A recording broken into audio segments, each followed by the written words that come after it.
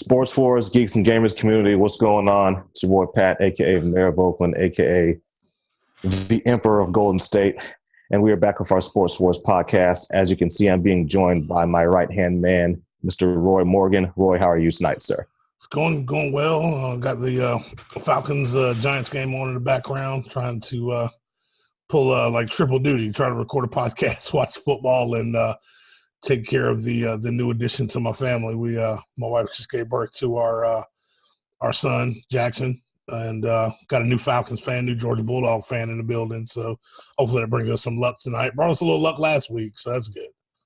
Absolutely. Well, we definitely want to extend an official congrats to you on behalf of the YouTube audience here.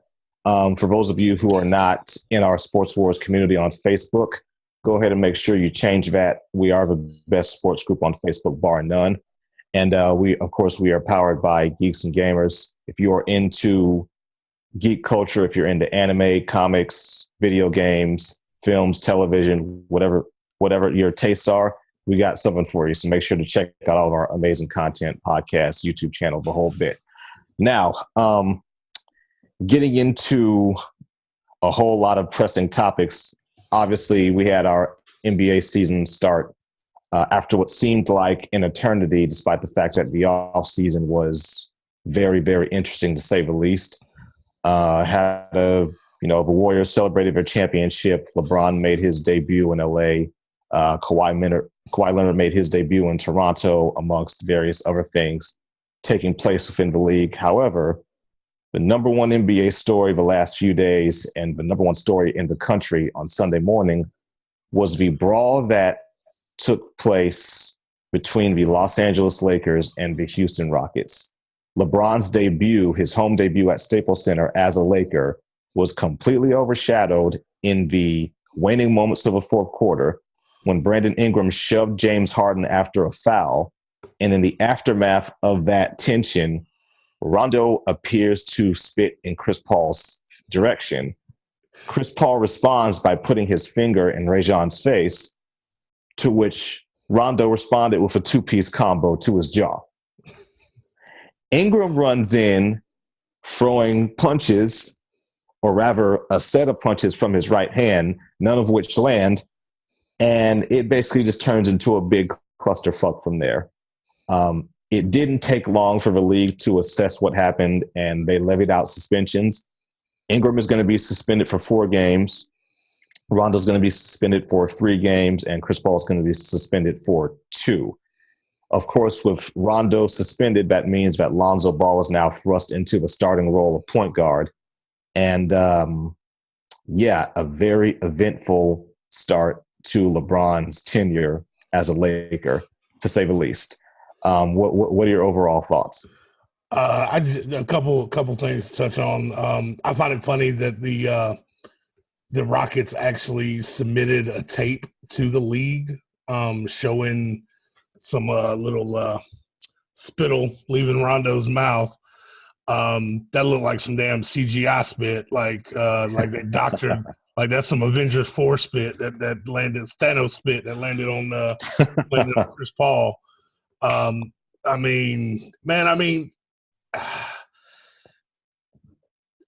understand being spit on. My thing, Chris Paul, kind of his reaction to it of putting a finger. First off, the dude spits on me in my face. I'm swinging. There's no point. Oh yeah, all of us are. Yeah, so I kind of didn't understand Paul's reaction. The pointing, and that's something else. You put your finger on the side of my face, pointing and pushing, and I'm swinging. So, I understand Rondo's reaction. I don't know. I can't speak on Rondo's intention. He's not going to come out and be like, oh, yeah, I fucking spit on it. Because everyone would be like, just a collective, like, oh, that's just a bitch move. The funny thing to me is there's been more backlash against LeBron for grabbing Chris Paul and pulling him away than there was for Rondo for allegedly spitting. That's funny to me. If this was anyone else, they wouldn't say shit. No one says shit about Melo walking Brandon Ingram off to the side. Brent, was it Ingram and Ball? He walked them both like, y'all back up. This isn't about LeBron, okay? This is about the Lakers, the Rockets. If I'm Luke Walton, I take those suspensions. You know what? Fuck it. 4 games for Ingram, 3 games for Rondo. It's gonna let Lonzo get some guilt-free playing time. Let him see how LeBron feels working with the kid. That's gonna help out. Also, man, this early in the season, you're setting a tone. You're getting the personality of your team together. And we knew what this team was going to be when they signed Rondo and Stevenson and JaVale McGee. We knew what they wanted this personality to be. Yeah, the writing's on the wall. Magic knows what he's doing. He wanted one of those hard nosed. This is what he wanted. So the fact that we knew Rondo was going to swing. Ingram, do we think Ingram was going to do that kind of thing? Now we know. Shit. Now we know. Some of the fanfare on social media when this whole thing was going down was pretty funny too, because they were showing just a reaction of a crowd, right? And Travis Scott, the rapper who is blowing the fuck up right now, he's from Houston. He was on the sideline like he was at a boxing match. He was so hyped up. And then they also showed Nipsey Hussle, who was a rapper from LA, and he wasn't getting all like excited and just rabble roused. They call it the Magic. He was in the Magic Johnson jersey, and you see him kind of slide his jeans. Yeah, he's hiking his pants up like he's ready to just. That's the universal sign for shit's about to go down. And right, absolutely. I know that. I know that sign. That's universal. Yeah, similar to you, my main takeaway is okay. Chris Paul, I hate to admit the fact that in recent years, I feel like I've been losing respect for the cat, not because he's not arguably the best pure point guard in the league, but because all the little extracurricular tactics that he does, it reminds you of that guy on the court who has the little man complex. Yeah. And you like with the level of success he's had, you shouldn't feel that way, bro. He's looking like he missed his calling as an NFL running back. So now he wants to get onto the basketball court and try to embrace all this physical play. And then next thing you know, when somebody's ready to really get physical, you're not really prepared for it at that level. Which lane do you want to be in? We know the history there. We know Rondo and Paul have had beef for years. Right. I also kept seeing a lot of, Rondo's history. Rondo once kicked a motherfucker in the head during a college game. So we know what Rondo is. What's not getting mentioned is Chris Paul's history. Chris Paul has a history of this little chippy bullshit of antagonizing the opposing team. And then when they react, he gets to pull what happened? I didn't do anything. He raises both hands and that. I mean, Harden does the exact same thing. That is the personality of this Rockets team. So I can't, man. I don't. Like I said, if I'm Luke Walton, if I'm Magic Johnson, any fines, any suspensions, you know what? Take your time. Find you a nice suit to wear to the game. Sit on the sidelines. Stay out of trouble. We're good. No, right. I'm not pissed. Even as a Laker fan, you have to look at this and love it. Last year, if someone would have stepped to any of them, obviously, would there have been would Brandon Ingram have run in last year on this? Rondo's been his teammate for 2 games, and he ran in that bitch when Rondo started throwing punches. Ingram was in there. Yeah. If you were in a red jersey, he was trying to hit you. Yeah, no questions asked. I take this. You take that. You take those suspensions. You want. And as I was saying in the group in another chat, man, the NBA needs this shit. The most compelling team drama the last 5 years has been Boston doesn't invite Ray Allen to shit anymore. What the fuck? The most compelling NBA drama is a retired player that just doesn't. He's not allowed to drink in bars in Boston. Ray Allen didn't give a fuck about that, and that's not selling tickets. This right here. If this is a first-round matchup, every matchup for the rest of the year, they're going to show replays of this little scuffle in the fourth quarter. Oh, yeah. No, it's astonishing to me because it's well known that when David Stern came on as commissioner, he wanted to alter certain aspects of the overall perception and image of the NBA player to make the league more palatable to certain segments of middle America. Then you have Malice in the Palace happen, which plays into a lot of those stereotypes and tropes. He's like, okay, now I'm going to implement hard sanctions to keep the perception from going in this direction. Fast forward 15 years, a lot of people feel like you say, that whole dynamic, that whole energy has gone too far to where people have forgotten the fact that basketball is a man's game. It's very confrontational. This game played on playgrounds across America in the streets by some pretty hard-nosed motherfuckers. Right. And now it's like, what's the common complaint? I mean, what's the complaint we heard all through the playoffs or every season now? Oh, the game's soft. Everybody's friends now. All this is bullshit. I mean, this is exactly – I'm not saying we need to have like boxing matches break out every game, but you need drama. You need suspense. There's got to be some real, like, tangible, palpable tension. This fight between two teams that, they won't really meet each other in any meaningful games until the finals doesn't mean shit. If LeBron goes back to Cleveland and starts throwing punches at Tristan Thompson, it's interesting, but it doesn't mean shit in the long run. This could be a legit playoff matchup at some point. Yeah. This could be a first-round playoff matchup, and then you've got 7 games of this. This is why they tried to push so hard why I don't say the NBA, not really, but the networks, ESPN, TNT. This is why they tried so hard to push that Russ and KD drama when KD went to Golden State, and it just didn't work. I mean, there was a couple games, and then where they talked a little shit, and then next thing you know, we're friends again. The nature of both of their makeups didn't quite take it to that level. No. But yeah, man, it's in closing, I really don't see anything particularly like, this is such no, that's all crap. And furthermore, some of the NBA pundits and talking heads and so-called analysts, yes, Reggie Miller, I'm talking about you, who constantly bring up Malice in the Palace with situations that really don't even remotely compare. Like you're letting us know you're not the guy to come in swinging when you do that. Yeah. And that's just what it is. So, yeah, obviously, folks, stay tuned. We're going to have a lot of NBA coverage and content moving forward. Obviously, this early in the season, there isn't a great deal going on in terms of long-term important matchups, but there's some interesting shit popping off in the NBA.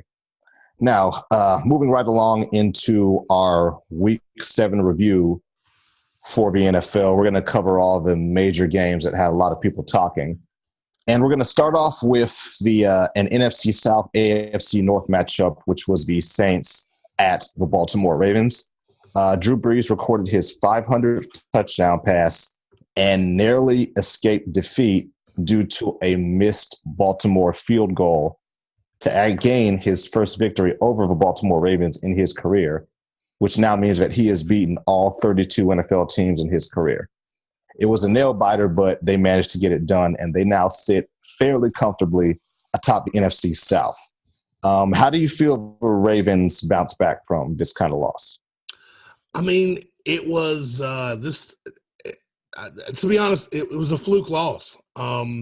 The announcer Jinx is real actually posted a link to the last seconds of this game in the group, and right before Justin Tucker, who had never missed an extra point in his entire career, right before he lined up to take that kick, Chris Myers stated, "Oh yeah, he's never missed an extra point in his entire career," and sure enough, fucking misses it. And now he's been turned into a meme because that picture of him missing it is great. If I'm Baltimore, this is heartbreaking. Of course, you never want to lose a game by a missed extra point, but you can't dwell on it. You are. I mean, I know technically Pittsburgh has the better record right now, but it's only because of a tie. With Cleveland. Pittsburgh is. I know I saw a lot of cocky Pittsburgh fans in our group today, like they didn't just fall ass backwards in the first place because of a fluke. Like, I still want to ask him, where's Le'Veon, y'all? Like, y'all are talking a lot of shit right now. Where's Le'Veon? They just fell ass backwards in the first place. Like, it's going to last longer than a week. So I don't know. Baltimore shouldn't dwell on this. It was a tough loss, but to me, the only other team that's a threat in that division to them is Cincinnati. And they also just had their asses publicly handed to them, publicly, nationally. Had their heads chopped off. So, and once again, Marvin Lewis is doing just enough not to get fucking fired. He gets embarrassed nationally, but in Cincinnati, he is. I mean, maybe it's by comparison. Like, the Cincinnati fans are like, well, shit, we could be Cleveland. They actually did touch on that a little bit during last night's fucking guillotine public execution at the hands of Patrick Mahomes. It's like, okay, yeah, this dude, he's constantly in the media talking about how I'm the head coach. It's like, dude, like, if you really have command over a situation, you don't need to constantly remind people that you're the head coach. And two, it's, yeah, his ineptitude in the postseason is really, really, really questionable. But before he came along, they had like 15 straight seasons of no postseason at all. So I think, from the standpoint of the Cincinnati fan base and probably to an extent the front office, it's like, okay, yeah, this is disappointing, but Cincinnati, aside from the Reds, really, like, the Bengals are the only draw in town. There's no NBA team. I feel like they're in a situation where if we depart from this guy and it turns into something possibly worse, we're going to be in a less profitable situation. And I think me and another one of our longtime, what we call our sports world OGs, Caleb, me and him were talking about it. Shout out, Caleb. And Cincinnati they're basically in the same position as Atlanta Falcons fans. The popular thing to do is to kind of shit on Matt Ryan. But if you talk to like longtime hardcore Atlanta Falcons fans, we realize Matt Ryan is the best quarterback we've had in our franchise history. Right. And a lot of us are like, if not him, who else? Like, we know if you look at his numbers, like, I actually just saw one on Bleacher Report. Matt Ryan has the second highest. Let's see, this is a crazy stat.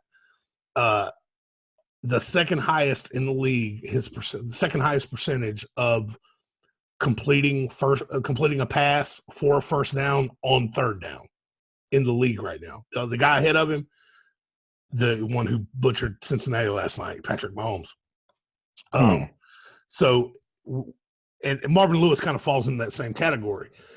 They're afraid to fire him because they don't have a good history of hiring coaches. Marvin Lewis has done a very good job in Cincinnati until January.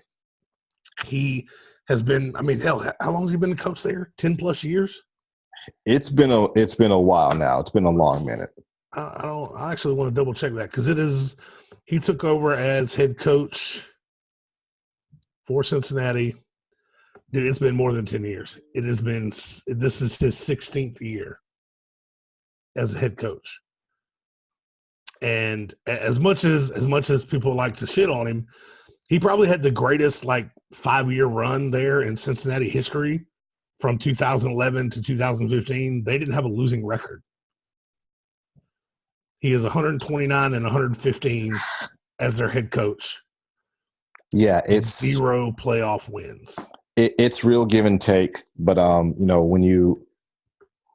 when you're constantly looking up to a dysfunctional Pittsburgh and now a Baltimore that is back to their historical identity of playing just real hard-nosed defense, just that type of defense that pushes you around and leans on you and presses you. It's a tough situation. And that's part of the problem is you see, I mean, since Marvin's been the head coach there, I mean, Baltimore's won a Super Bowl, Pittsburgh's won a couple. I mean, obviously Cleveland's been Cleveland, but it's kind of hard, especially as an Atlanta fan, man. I've seen I've seen a Tampa Super Bowl win. I've seen a New Orleans Super Bowl win. I've seen Carolina go to the Super Bowl twice. Mm-hmm. Falcons, I mean, it's hard. Like you want to take that next step, but if we get rid of if Cincinnati gets rid of Marvin Lewis, who takes over? Was in Atlanta, if we get rid of Matt Ryan, we're basically starting from scratch. And Yeah, solid quarterbacks is incredibly hard to find, and we know Matt is solid. Just when you start comparing him to the other good, really great quarterbacks of this era, the Drew Brees, Aaron Rodgers, the fucker in Boston. I'm not saying his name. Fuck him. don't say his name. You start comparing them, and Ryan falls short. But I mean, and it's the same thing same thing for Cincinnati. You start comparing him to Mike Tomlin. Like I said, he's got 2 Super Bowls in the time that Marvin Lewis has been in Cincinnati. So man, it's hard. And then it seems like this season, every time Cincinnati plays in prime time, they get their asses handed to them. Yeah.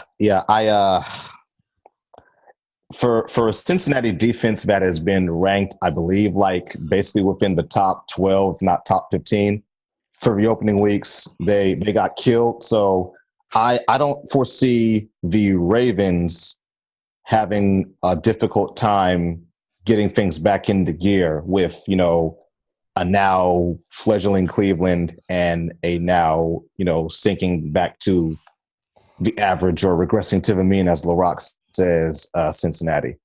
In any case, moving right along to, your favorite gentleman that you just mentioned, the chowder-eating bastards, the Patriots faced off against Aaron's Chicago Bears. And a Bears team with a real back-and-forth offense and a hobbled Khalil Mack competed pretty damn closely with the defending AFC champions for about 3 quarters. Until New England did what New England does, they ultimately pulled away. However, the New England defense had 31 points from the opposition go up. Now, granted, some of that was from turnovers, this, that, and third. But nonetheless, a lot of those red zone opportunities, they weren't able to put it together. Mitch Trubisky was able to do a whole lot of running. I mean, he basically looked like a damn near a bigger version of Russell Wilson, and they couldn't get hands on him. And they had to resist a late rally with a Hail Mary pass that was completed and came within 1 yard of sending it into overtime. Does New England roll on, or is this defense that seems to have not progressed from last year, is it a legitimate issue? I touching on this game, I was actually able to watch this one. For some reason, this ended up being my local game on CBS this week, so I was able to catch a good bit of it. I was very impressed with some of the things the Bears were doing. I know Aaron's gonna listen to this, and he's probably gonna send me a little a shitty message. It's hard for me to get on the Mitch, aka Biscuits Trubisky train, man. He's right. He does a lot of things very well athletically, but I watched a lot of overthrows and underthrows, and that's what's crazy is you could see him trying to compensate. Like he throw 3 passes over, and then he'd short the next 2 because he's like, oh shit, I'm throwing it too hard. Let me back it off, and he back it off too far. I realize he is only a second-year quarterback, so he's still learning that. But he went 26 of 50. Like he only completed barely half of his passes, but he did rush for 81 yards on only 6 carries. That was about the only run game that Chicago was really able to get going. Now, don't get me wrong. All those incompletions, those 24 incompletions, not all of those are on Biscuits. I saw too many drops. Yeah, some of them were hitting guys. I know all about that. And there was too many drops. Unfortunately, they don't update that. I think that's the end of the season stat when they start talking about drops because I can't see it here. But now to the bigger picture as far as New England goes, I know they got their little their happy little win against Kansas City like 2 weeks ago, and that kind of gave everybody a little confidence. And it started for some reason it started getting people jumping off the Kansas City bandwagon. I'm fully on. I'm 2 feet on the Kansas City bandwagon. They're fun to watch. Their defense can do just enough. As they did against Cincinnati. Not that Cincinnati is some kind of dynamic offense. Right. People forget New England barely won that game, and it was at home. The next game, if both teams keep up this pace, the next game's not going to be at home for New England. It's going to be in Kansas City. I like Kansas City at home against New England. Yeah, I mean, where I'm at with New England versus Chicago was that New England situationally, and with regard to, attention to details, obviously we all know that they have an extremely high pedigree. But when you're in a situation against a team headed by like you say, a second-year quarterback, a guy who I personally don't agree with it, but some people consider Trubisky as a poor man's Jimmy Garoppolo. If it comes down to stopping a Hail Mary pass on the 1-yard line in week 7 against a second-year quarterback, that indicates to me that despite the little bit of transition, despite going out and getting Claiborne from Atlanta, Dante Hightower coming back healthy, this New England defense is still shit. And I know, if you're Tom Brady, you're like, okay, I'm not getting paid a ton of money. Gronk's not getting paid a ton of money. Julian's not getting paid a ton of money. We just traded for Josh. You're looking at this defense and you have to keep bailing them out of a situation, putting up 28, 35, 40 points just to win a basic-ass middle-of-the-season game. Brady's got to be thinking, where the fuck is all this money going? Because it ain't this defense. And as far as, moving forward, I don't know how many people are taking a look at schedules for these top AFC teams for the rest of the year. But I feel like Kansas City pretty much already has the number 1 seed in the AFC on lock, because the Raiders aren't going to do shit. The Broncos aren't going to do shit. Chargers are competitive. I'll give them credit. They're pretty good, but they're not going to beat Kansas City. Like, if they beat everyone in their division and maybe go a game above 500 with their non-division opponents for the rest of the year, they have that 1 seed on lock. So New England's going to have to go on the road, and they're getting Eric Berry and Justin Houston back soon, so that piss defense is going to be better. And if they pull the trigger on Patrick Peterson and have somebody available to lock down the outside and then take Orlando Scandrick and put him back in his natural position in the slot, oof. KC needs to be on the phone with Arizona right now. Like right now. Yeah. If you gotta cough up a first or 2 seconds, whatever. Like, Patrick Peterson is not even a few years removed from legitimately locking up Megatron. Like, this man can absolutely play. I mean, so I don't disagree with you with New England. They're I mean, I know they're 5-2, but something seems to be like something's missing. And I know Gordon, and adding Gordon and bringing Edelman back was supposed to add this whole new wrinkle. They're going to win that at the AFC East by default. They're not. I mean, Miami's riding with Brock Osweiler right now. The Jets are still. I mean, Darnold's there. Buffalo, everybody is hurt. Everybody is hurt. They started Derek Anderson. If the playoffs started right now, New England will be a 2 seed, and that's only because the Chargers are in the same division as KC, so they're not going to get that 2 seed. Right. Honestly, I would the matchup I would love to see right now. Actually, I don't know if it happens this year or not. I would love to see what the Chargers versus Patriots would be. I would love to see how that would work out. And I just checked it. They do not play each other this year at all, unless they meet in the playoffs. Depending on seeding, that could be an early matchup. Yeah. So, and I mean, I'm with you. I mean, like I know The Rock was kind of talking shit the other day about, just put New England, Kansas City, and the Rams just in a round robin tournament and let the winner just go ahead and give the winner the Super Bowl trophy. Yeah. I don't think we need to be leaving out New Orleans either, as much as it fucking pains me to say that. Yeah. So, I mean, I don't know. I think New England, to me, yes, they beat Kansas City by 3 at home in a shootout, 43-40. It's not like Kansas City just got their ass handed to them. It wasn't like they were embarrassed. No. So they scratched and clawed and climbed their way right back into that thing. Yeah. So that to me that them winning that game is not a clear indicator that Kansas City isn't ready to take that next step. Right.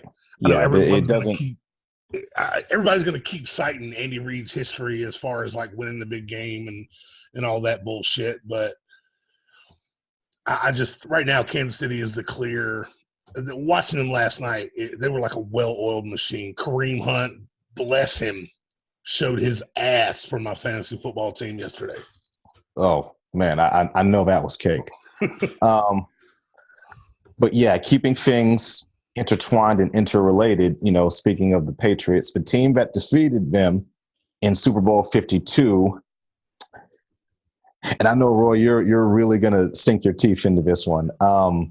They've hit some difficulty in some dire straits. Now, granted, they have had some significant injuries. Rod McLeod in the back end, this, that, and third. But nonetheless, the Super Bowl champion Philadelphia Eagles at home at Lincoln Financial Field gave up a 17-0 deficit to the sneakily good Carolina Panthers. Cam Newton looked very sharp late when it counted the most. And their new safety, Eric Reed, he had plenty to say before and after the game about his counterpart, Malcolm Jenkins. And he had plenty to do during the game because he was tackling the shit out of everyone. Carolina's now second in the division, while Philly has already lost 4 games after losing a grand total of 3, including the postseason last year. Is Philly in serious trouble? Yes.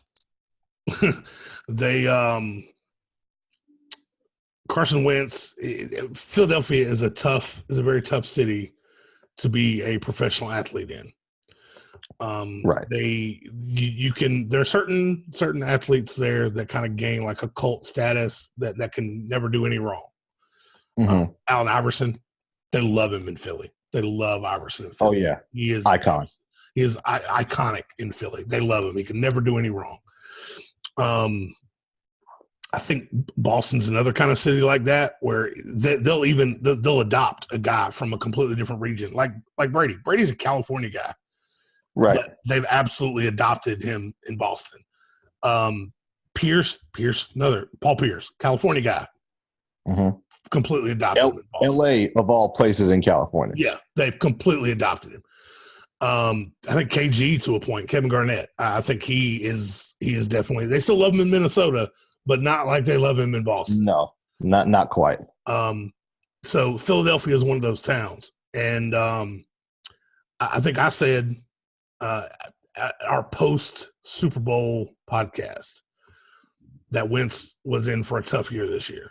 That they, I could have swore I heard some boo birds yesterday. Towards the end of that game. But I do want to make this clear. Jimmy, Duncan, if you're listening, Cam played very well. Cam is having a very good year. Shout out to the Panthers and Cam Newton. They are playing very well. That was a great comeback to end the game. Norv Turner, who I thought was a very underrated hire. I know he always gets mentioned for head coaching jobs, but I think he's a lot like Wade Phillips. Phillips is not. I mean, he's an okay coach. He's a serviceable coach, He's kind of that bridge coach where he's the guy that coaches the team before Until they have some really big success. Right. But he's an amazing coordinator. I said when the Rams when Kyle Shanahan was up for a head coaching job, I said the first call he needed to make was to Wade Phillips and say, look, come out and be my defensive coordinator, because a Wade Phillips defense with a Kyle Shanahan offense would be insane. But Sean McVay beat him to the job, beat him to the punch, because Sean McVay offense with a Wade Phillips defense, they're 7-0 right now. So North Turner's that same kind of guy. He has raised Cam's game. We all knew Cam was an insane athlete. We knew that. That's right. That goes without saying. Cam is freak of nature level. Yeah, he's one of the most athletic guys alive, let alone to just play in the NFL. Man, you don't get that combination of size, speed, arm strength. I know I'm coming out like as a Cam fan right now. I'm still not. Still fuck Cam. He plays for the Panthers. But he is having one of his better years. Statistically, they're like you said, they are sneaky good right now, because if you'd have asked me before this game, what's the Panthers record? I couldn't have told you. 4-2 is crazy. Cam right now is on pace for his best completion percentage year since he's been in the league. But before this year, his best completion percentage was 61.7. He's completed 65.6% of his passes this year. That is a huge jump. Yes, I don't significant. I don't know what Norv did, but we knew that this is what Norv does. So I mean, shout out to the Panthers. Like I said, sneaky good, man. They're sneaking up. That they just have to exercise that demon that lives in New Orleans. Because right now the Saints just own their number, and you know how hard it is. Fucking, I'm talking about the Saints and the Panthers right now. Yeah, that's you and I are both in a tough spot, because you got the Saints and the Panthers, and I got the Chiefs and the Chargers tearing it up. Man, it is fucking hard right now. Yeah, I fucking told the Rock's ass this season was going to be weird. In any case, Philly.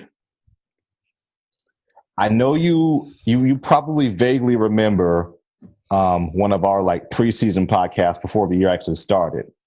And I basically a lot of people thought Philly was going to regress majorly. I'm like, I still think they take the division, but the postseason, if they get there, I think they're a one and done.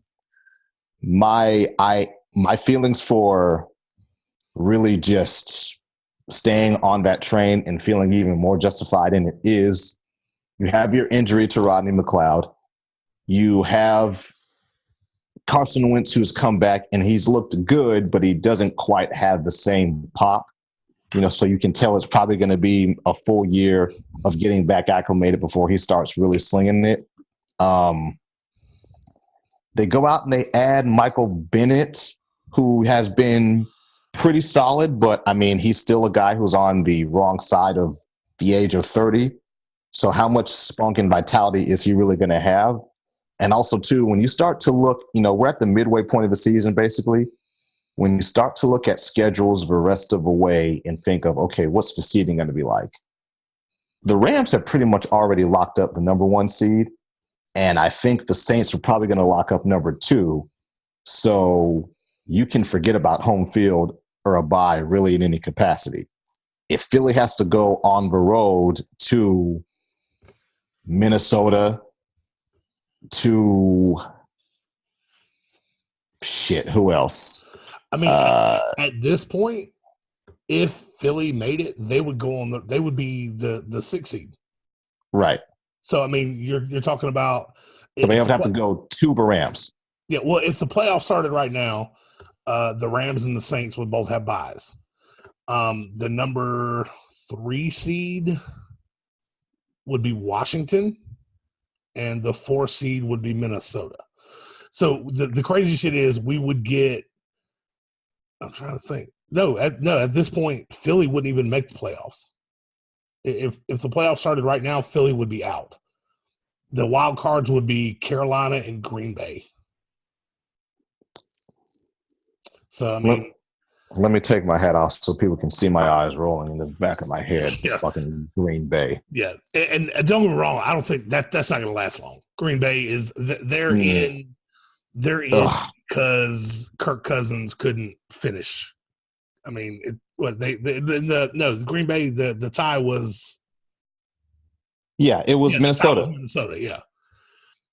So I mean, and so if the more ironic thing to me would be is if Green Bay made it and they were the ones to eliminate Minnesota, because Kirk Cousins couldn't finish it. But I mean, the hard stretch of Green Bay's schedule is coming at Los Oh yeah. Angeles, at New England.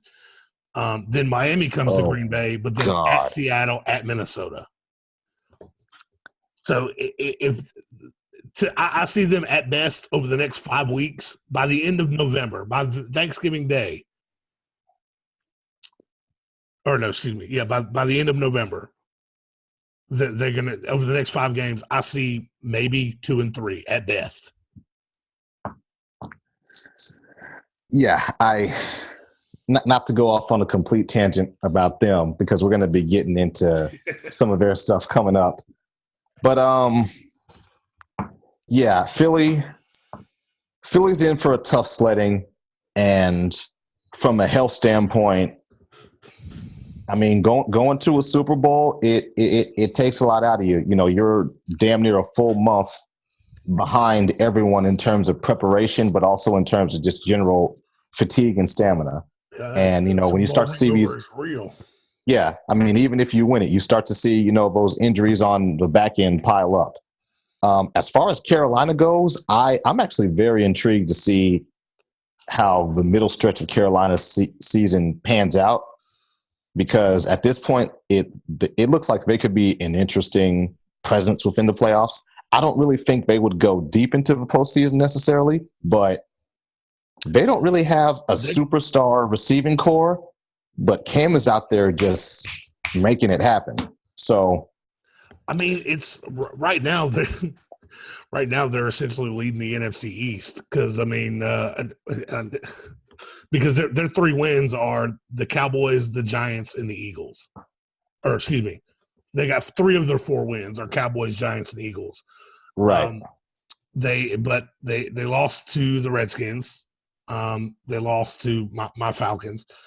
So I mean, they won. Let's see, they beat the Giants on that 60-yarder from Graham Gano. So it's something crazy. It's hard to see what Carolina really is. I mean, like you said, sneaky good because it seems like they're in danger of losing every week, but they find some way. I mean, their biggest win this year is 10 points, and that was Cincinnati. It was 31-21. They beat Dallas by 8, lost by 7 to Atlanta, beat New York by 2, lost to Washington by 6, beat Philly by 4. I mean, they're playing a lot of close games. That's what you need. Your team needs to be able to gut it out and win close games. So yeah, playoff time. They're forcing the ball to bounce their way pretty much. Yeah, definitely. And keeping things within the NFC East, you know, speaking of Philly, one of the higher rated games over the weekend, obviously, because you have 2 enormous rabid fan bases, Cowboys and the Redskins. For Dallas, this was yet another ho-hum experience in terms of competing on the road. A strip sack fumble for a touchdown and a missed field goal hands the Redskins a victory. And the Washington Redskins, headed by Alex Smith, now sit atop the NFC East. Minus a blowout loss to Drew Brees, Washington has actually looked pretty solid so far. However, on the Cowboys side of things, and we're going to be getting into Cowboys news in a second here, what does this spell for Dak, if anything? This is a make or break year for Dak. I mean, literally, he's in the last year of his contract. He, I think, has done enough to at least be brought in to compete for the job. if the Cowboys do decide to draft somebody. But obviously the news today with the trade of the acquisition of Amari Cooper, that to me says that the Cowboys aren't looking past. They're not focused on next year. They're focused on this year. They think they have a chance they are 2 games back, essentially 2.5 games back, because they did lose to Washington. So even if them and Washington ended up with the same record, due to that head-to-head record, Washington would be ahead. I don't – Dallas, it's always hard to tell with them because, like, 1 week in 3 wins and 4 losses. 3 of the wins, the one against the team that showed up and played Jacksonville 2 weeks ago, holy shit, that team looked great. Yeah. 40-7. Then the team that showed up yesterday and played the Redskins looked like shit. The team that played the Texans looked like shit. They beat Detroit. Detroit's beat New England. I mean, they lost to Seattle. You don't know. Dallas is too inconsistent. They're going to come out in 2 weeks' time because their bye week is next week. They're going to come out and get their fucking doors blown off by Tennessee, and we're just going to be like, "What the hell?" And then they're going to come back the next week and beat Philly, and they're too inconsistent. It would not surprise me if they ended up 9-7, 8-8. It is, yeah. It's extremely, when you take the time to really sit and examine it, it's extremely fitting that, yes, folks, in case you're not aware, Amari Cooper of the Oakland Raiders was traded to the Dallas Cowboys for a first-round draft pick. So that's known, it's established, that's the elephant in the room. Amari Cooper is now a Dallas Cowboy. It's fitting that given Amari Cooper's last 2 years, not just last year, the year before that also, there's a big misconception. The 2016 year, when the Raiders went 12-4, a lot of the heavy lifting from a receiving standpoint was actually Michael Crabtree. Coop has been very inconsistent. There are some games, some weeks, hell, some quarters where he looks every bit of the successor to his Alabama counterpart, Julio Jones. Speed, strength, route running ability, just absolutely dogging defensive backs. There are other stretches where he looks like Wes Welker in the Super Bowl against the fucking Giants. He just can't haul it in. So a team with an inconsistent and very undynamic and uncreative offense, picking up a kid who is as consistent as Cooper is, I feel like it's going to be preaching to the choir, and it's just going to be more of the same. They will beat the brakes off of Tennessee because apparently Vrabel doesn't know how to coach his way out of a fucking locked room. But then the next week, Amari Cooper will put a double move on Jalen Mills and burn him for an 80-yard touchdown. I feel like at the end of this season, a lot of Cowboys fans are going to be in a place of being very uneasy and uncertain of what Dak Prescott's future is. But Jerry Jones will give him the money because that's if Cowherd talked about this briefly, but if no one else wants to talk about it, we can. If you look at some of the waning final years of Al Davis and you look at Jerry Jones now, there are a lot of parallels there. Oh, yeah. So, Dallas is a team I think that maybe goes 9-7 at the most. It's kind of a shame because their defense really isn't that bad, but in terms of scoring points consistently or putting up enough to really put games away, I don't see it. Yeah, that division.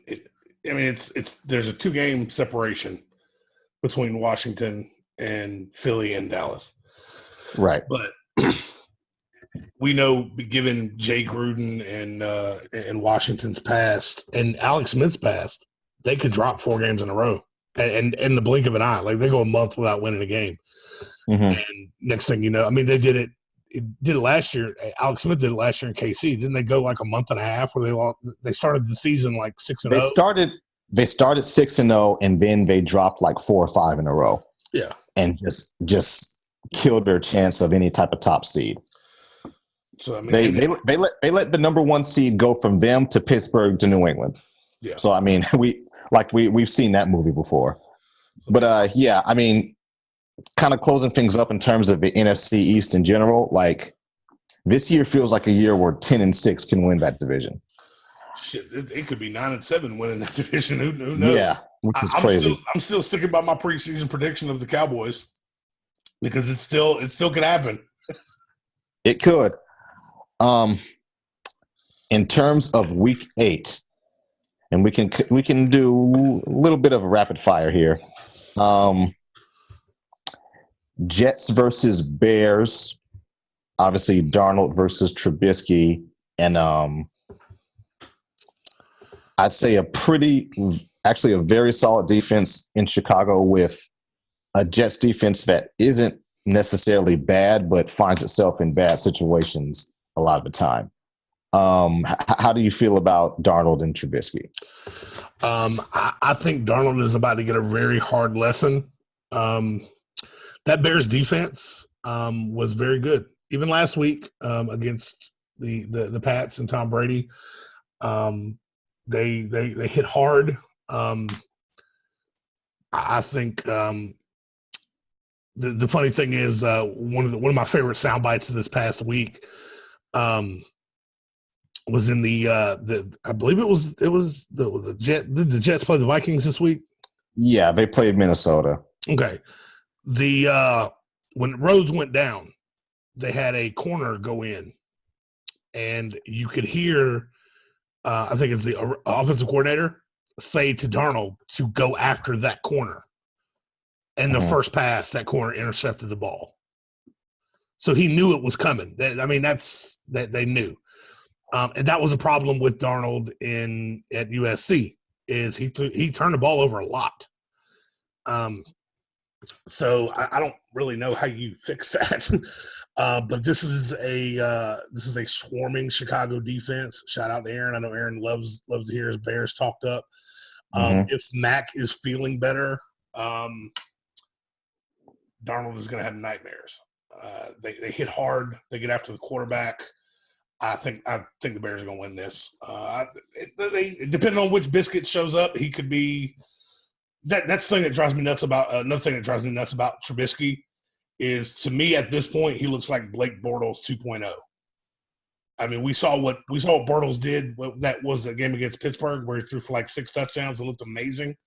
Yeah, and then like carved up New England earlier this year. And then a week later, he throws 5 picks and looks like ass. So I mean, that's what Trubisky can. That's what Trubisky does at this point. I'm not saying that's all Trubisky is ever going to be. I'm just saying that at this point, he's getting that kind of reputation. Right. I think Chicago wins this one pretty handily. Now, I do think Sam Darnold has real talent and real moxie. I think the Giants, who are playing your Falcons literally as we speak, absolutely should have gone after him instead of Saquon Barkley. However, Sam Darnold has mediocre to shit level players all around him in terms of the O-line, the receiving core, the tight ends, not much of a running game to speak of for him to kind of balance things out and help the offense. And the defense, they have some decent talent in the secondary. I don't know if Trumaine Johnson is healthy right now or not, but they're going to have a ton of cap space next year. And I think they're going to have some reasonably high draft picks. Once they build a solid assortment around him, it's going to be very interesting. But they're just not there yet. So I have Chicago taking that one pretty easily. Moving right along to another AFC North, NFC South matchup, and those have been pretty damn interesting so far this year. The Ravens coming off of a nail biter heartbreaker are now going to be playing against the Panthers. We all know that Baltimore plays real defense. Right now, they got the second-ranked total defense in the entire league. It's not necessarily a superstar-based defense, but they got guys who are fast and who are quick to the ball carrier and who, in typical Baltimore Ravens fashion, they hit hard. Carolina's got a receiving core that is getting the job done. Christian McCaffrey's been dynamic, and Cam under North Turner looks like he's a little bit closer to a precision thrower than any of us really expected. Who do you see taking this one? It's hard to with this particular game, man. Carolina's at home. Their record this year at home is 3-0. They are 1-2 on the road. Baltimore's a 500 team on the road, 2-2. Baltimore's defense has been very good. They're actually the number one team in the league with points allowed. And Carolina's not really a dynamic scoring team. They're only 18th in the league as far as points scored. I wouldn't be surprised if this ended up being a very low scoring game, like a 17-14 type deal. Injuries are going to be kind of a big deal here. Let's see. I know Thomas Davis is still saying he's questionable. That's another big one. They're missing a few linebackers. I don't really see anybody other than that of any real significance for Carolina other than Thomas Davis. He's one of my favorite guys in the league. Right. Part of me really wants to go with Baltimore just based on the division rival thing because we really need Carolina to lose. But I'm gonna go with Carolina at home. But I think it is going to be very close. Hopefully, it's not another missed extra fucking point, or else Kamal is going to lose his shit. But yeah, I'll go ahead and say something like 17-14, low scoring. Neither one of these teams are going to put up 40 points, but it should be a really good defensive matchup. I actually, because see, the crazy thing is, if Baltimore won this game, would that really be considered an upset? I don't think it would. I mean, they're both. The only upset in the way that winning a game on the road or losing a game at home for Carolina, seeing how they're undefeated at home this year so far. Right. I mean, they're pretty much evenly matched. I mean, Baltimore's record's 4-3, Carolina's 4-2 because they've had a bye. So I mean, I don't think it would really be an upset. I mean, these are both very good teams. Both could make a little noise in the playoffs. Right. Well, I mean, in any case, I actually have Carolina taking this one also. And shout out to Troll God. When Jimmy hears this, he's probably going to be surprised because I think it's relatively well known within the group that I am really high on Baltimore's defense. However, I feel like Baltimore is a team that is going to struggle a little bit towards the middle of the season and then get hot towards the end into the postseason like they've done time and time again, like they did during their last Super Bowl run. Whereas Carolina, think back to last year when the Vikings went marching into Bank of America Stadium and people like, oh, that Vikings defense is just going to push the Panthers around and can't beat them. Yeah. So I think the Panthers take their momentum from beating the Super Bowl champions and kind of keep moving forward. Baltimore has a bit of a tough, close loss, like you say, in a low-scoring game. But I think them reeling from that is what's going to propel them to get things going towards the end of the season. In any case, moving right along to your personal favorite, Jeremy's personal favorite, the greatest quarterback of all time throughout every universe, the God himself. No, I'm just playing. Packers versus Rams. I really don't think there's much to say here. Yes, God damn it, Jeremy, the Packers roster is shitty. That doesn't mean that Aaron Rodgers isn't also having stretches where he plays like crap. It doesn't mean he's been underperforming and underachieving. Yeah, that's true to an extent. But that doesn't negate the fact that this Green Bay roster is full of a bunch of guys who don't start in Atlanta or Pittsburgh or Baltimore or Carolina or even Seattle at this point. This roster is not, there's no dynamic playmaking. There's no speed. And in the NFC, the superior conference, you need dynamic playmakers. This matchup against the Rams represent the antithesis of the Green Bay Packers. They went out and got free agents. They've been drafting young, fast, full of stamina athletes. They are explosive in a number of different ways. There's not much to get into with this particular one, in my opinion, but how do you feel about it? I'm going to make it quick and easy. Green Bay has not won on the road this year. They're playing in Los Angeles. The Rams are going to beat the shit out of them.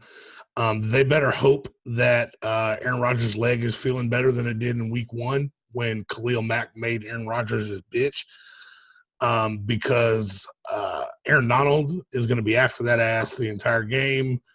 The one thing I'm going to be keeping an eye on, though, is Cooper Kupp is questionable for this week's game. He left the last game due to an MCL sprain in his left knee. Obviously, with it being Monday, nothing has really come out yet as far as injury goes. Also, Green Bay's got a couple significant injuries, both two different tackles, Brian Bulaga and Jason Spriggs. They both left last week's game. Bulaga with a shoulder injury, Spriggs with an ankle injury. They're also down Geronimo Allison and Randall Cobb. Who the fuck is Rodgers going to throw to, and who's going to protect him from Aaron Donald and Ndamukong Suh and Marcus Peters and everybody else that's going to be coming after him? I don't think this is going to be close. There's not going to be any Hail Marys in this fucking game. I think Jared Goff goes off. Sean McVay goes off coaching. They're going to pick this team apart. Todd Gurley is going to go off. Fantasy football note, if you have any Los Angeles Rams, fucking start them. They're going to go crazy in this game. Start them and take the second string Rams guys you have, and you might as well put them in flex. Start them too. Start all them fuckers. Go ahead and put them in your starting lineup today because they're probably going to start getting points tomorrow. As soon as they land. Yeah, I won't dwell too much on it. That game is going to be a fucking blowout. And that's really all there is to it. And then the last matchup that we're going to cover in terms of our Week 8 predictions, the rematch that a lot of us have been waiting for. NFC divisional round last year. Case Keenum looks over to the right-hand side of the field and throws up a prayer, and Diggs comes down with it. And the New Orleans safety, kid's name escapes me at the moment, has him in his sights. I believe his name is Marcus Williams. Yeah. You're right, Marcus Williams. And somehow, some way, doesn't wrap him up. And probably the most iconic moment of last year's postseason, second only to the Philly special in the Super Bowl, the Minnesota Miracle. Saints versus Vikings rematch. Obviously, one of your favorites, diet water, white bread, Kirk Cousins himself is now at the helm in Minnesota and not Case Keenum. Case Keenum has his own set of problems. Against Drew Brees, who just threw for his 500th touchdown pass and is looking like he really, really wants to do it and wants to put another ring on that finger. How do you feel about Saints-Vikings? I'm looking forward to the 50 replays of that Stephon Diggs catch and play this entire week because I want to see the pain on the Saints fans' faces every time they get to see that. It's gonna be great. Another kind of fun, I don't want to say funny because Marcus Williams is listed on the injury report right now, but it says undefined. He has an undefined injury and has yet to be established if he will play Week 8 against the Vikings. So I don't know. Some of the bigger matchups in this one are the bigger stories. Xavier Rhodes, still questionable. Sendejo, Anthony Barr, Linval Joseph. Obviously, Everson Griffin is kind of dealing with some personal issues right now. Right. Lots of guys missing on that Vikings defense. Obviously, Xavier Rhodes being one of the bigger ones. So whoever can step in and kind of try to stifle Drew Brees a little bit.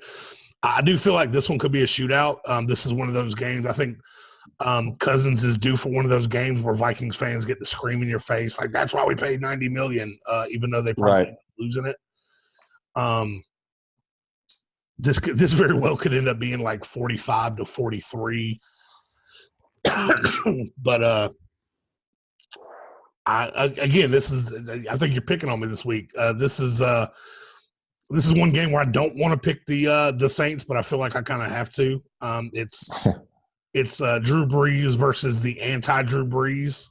Drew Brees is kind of exciting to watch and kind of fun, whereas Kirk Cousins is like the opposite of that. Like, so we got the Raisin Bran of quarterbacks versus the Cinnamon Toast Crunch of quarterbacks.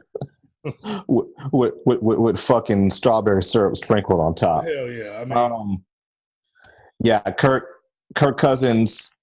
I'm not bashing the guy. I think he is legitimately good, but like you say, from an excitement standpoint and a dynamic standpoint, it's not really there. He's like watching the Spurs during like the 12th game of the NBA season. Just fundamentals. Okay. I have a conservative haircut. Like, come on, man. Yeah, this is he spends $12 on a haircut. They get the exact same haircut every time. There's no excitement. It's Raisin Bran. It's like, you know, when you look up the white people memes with the unseasoned chicken. Kirk Cousins is unseasoned chicken. That's what Kirk Cousins is. He's imagine like you're a 12-year-old kid, right? And you can either take a trip to Toys R Us, rest in peace, Toys R Us, or you can take a trip to like the gardening store with your mom. Yeah, gardening store. Yeah. In any case, shout out to one of our NBA experts, Zach Rohn, one of our co-admins. He called this shit with regard to the health of the Vikings defense back in like July. I think without Xavier Rhodes out there, with Sendejo hobbled, those two in particular, Michael Thomas is going to abuse that secondary. Yeah.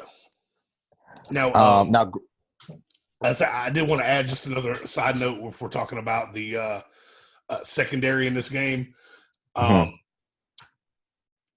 trade deadline is the 30th, so it would be after this game. So I'm not sure how that affects Patrick Peterson, rumors, cornerback, Arizona. The New Orleans Saints is one of his preferred destinations. Really? Yes. The reason being, he played his college ball at LSU. At LSU, right? So, okay. It would make sense. That would be a coup for them if they were able to get Patrick Peterson.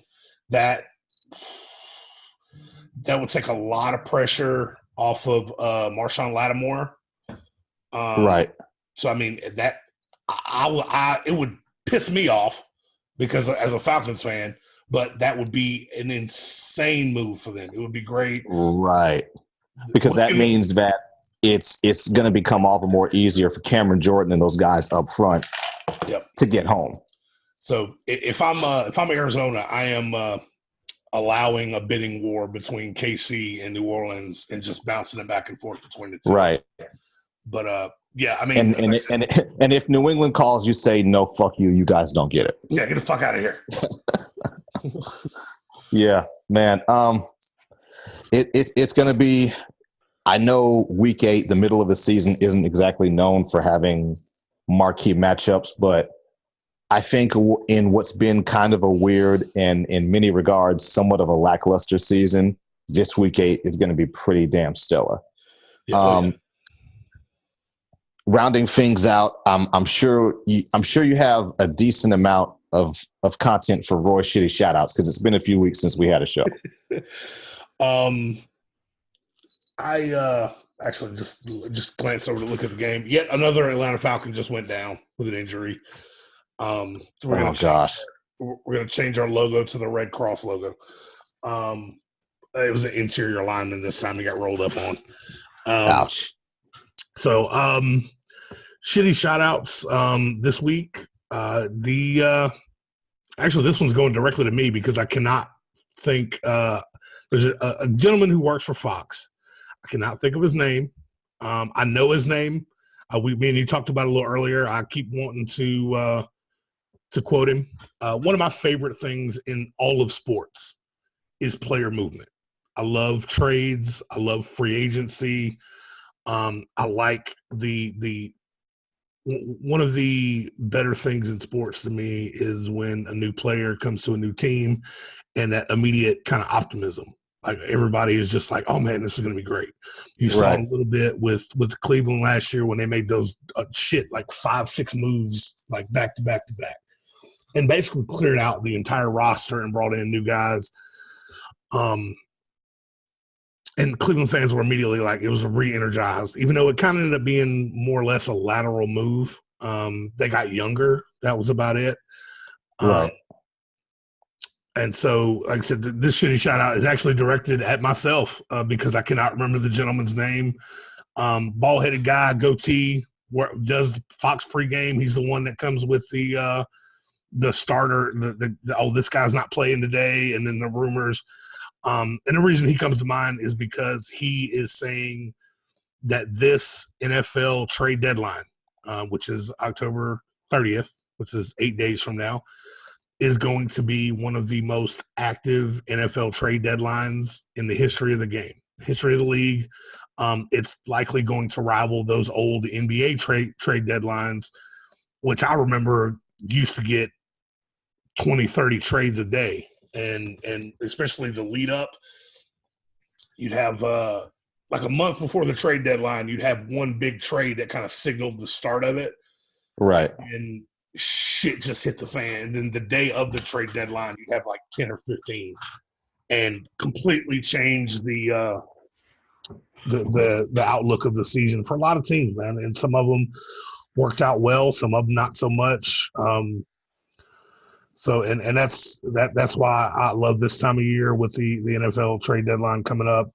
Back in the day, I remember when you didn't get a whole lot of NFL trades. It didn't happen. But now it's happening more and more. I don't really know how to chalk that, what to chalk that up to.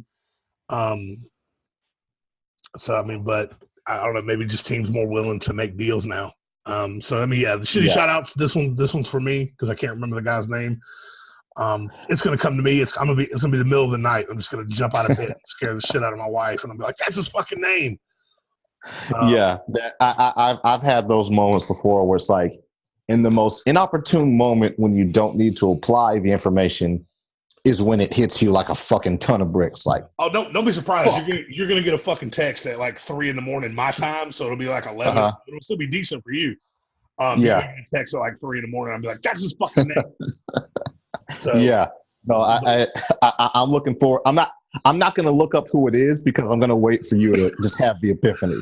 And that's the thing, dude. Is I know the keywords I tried to Google last night to find it was like, oh, Fox sports analyst pregame show, and of course it lists. Oh, yeah.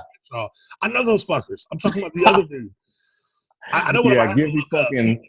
I'm gonna have to look Terry up. Bradshaw in Yeah. And like Shannon, guys who don't even do the NFL show, just gives you random Fox employees. Clay Travis. Short, Jason bald Whitlock. white guy. That's who I'm looking for. Like, so I mean, Oh my gosh. like, Yeah. I know what I'm gonna have to do is I know he had like a guest spot on the Rock's HBO show, Ballers. Mhm. I'm gonna have to look up the cast for that and just see a picture of him and be like, Oh yeah. Yeah, that's gonna be the dead giveaway.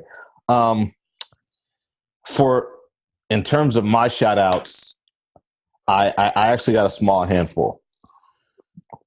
First of which is shout out to Uncle Shay, Shannon Sharp. This man is a national treasure because he is unapologetically himself. He doesn't hold himself back or sugarcoat what he thinks and feels for the sake of the sensibilities and feelings of really anyone. He's going to give you his honest and earnest opinion no matter what, whether you're black, white, whatever team you're a fan of, wherever you fall on the fucking political spectrum and all that extra bullshit. He's consistent.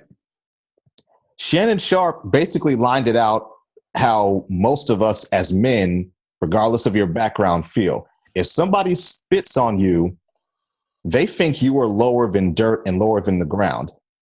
All of this diplomatic stuff and the whole like finger pointing thing that Chris Paul did, which is why I know you and I are suspicious of this whole sequence of events. No, you spit on me, motherfucker, I'm swinging. Yeah. That's Shannon Sharp lined that shit out. Yeah. That's stopping the train in the tracks, boss. We're squaring up. Period. That's it. Yeah, it doesn't. No matter how many collared shirts you see me in, my little corporate job, and no, dude. Oh yeah, you spit on me. That's it. Yeah. This my nice, unassuming, non-threatening polo shirt and name badge when I'm at work. That shit can come off. Yeah. And Shannon Sharp, he lined that out for the national audience, and I was happy about it. My next shout out is to number 24 of Washington Redskins, Josh Norman. Josh Norman sure is a spicy talker, isn't he?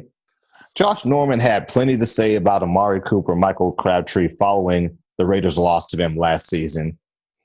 Josh Norman had plenty to say about Michael Thomas following the blowout loss to the Saints a few weeks ago. Josh Norman is the guy who claims he went to the Washington Redskins because I want to compete for a championship.